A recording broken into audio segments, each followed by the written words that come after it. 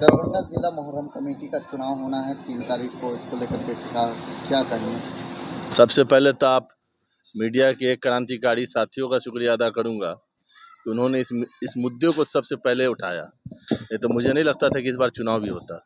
अगर मीडिया में ये खबरें अगर गहमा-गहमी से नहीं चलती तो शायद ये चुनाव होता भी नहीं और पिछली बार की तरह फिर जो है लोगों को कहा जाता है कि आप चलाइए, क्योंकि ये पिछले साल से ये मामला चल रहा है। और दूसरी बात है कि देखिए, अभी जो चुनाव का बात लेकर आया है मामला, 2019 से लेकर लगातार सदर और सेक्रेटरी चल रहे हैं और जो इस तरीके से अभी आनन फानन में कहा गया 3 जुलाई का शायद डेट दिया गया है ना कि 30 तारीख को नॉमिनेशन और 3 तारीख को वोटिंग। मेरा ये कहना है, जब पिछले साल ही बनाई गई कमेटी इलेक्शन करवाएगी तो फिर इसको मुहर्रम में के नज़दीक में जाकर क्यों इलेक्शन करवाने की जरूरत पड़ रही है?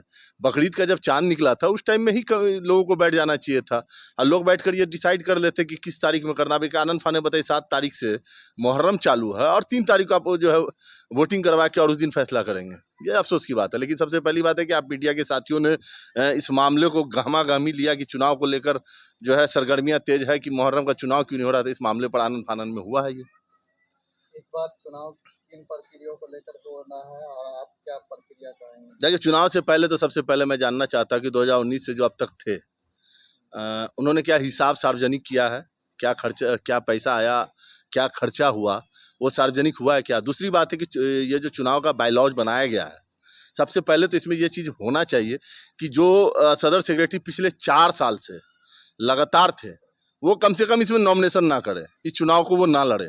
नए लोग आने चाहिए, या हो सकता है कि पुराने कोई सेक्रेटरी 4 साल से पहले के अगर कोई सेक्रेटरी सदर रहे हो, अगर वो हयात है या वो बनना चाहते हैं तो उनको भी लाया जा सकता है।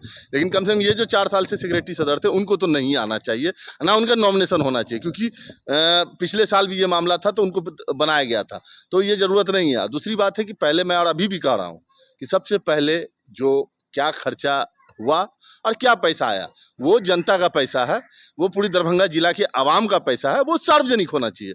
वो अब तक क्लियर नहीं हो पा रहा है कि इन 4 सालों में क्या पैसा चंदा हुआ था और क्या खर्चा हुआ, ये अब तक सामने नहीं आ पा रहा। तो ये कहीं ना कहीं ये मतलब भ्रष्टाचार की ओर उंगली उठाने के मामले हैं। और दूसरी बात है, मैं एक कड़े शब्दों में निंदा करता हूं कि मुसलमान में यहाँ कितने जनप्रतिनिधि हैं, कितने वार्ड पार्षद हैं, चलिए महिला पार्षद है, उनके जो पार्षद प्रतिनिधि है, ये लोग जो सरप्लस बनाते हैं किस हिसाब से बनाते हैं और ये डिसाइड कौन करता है?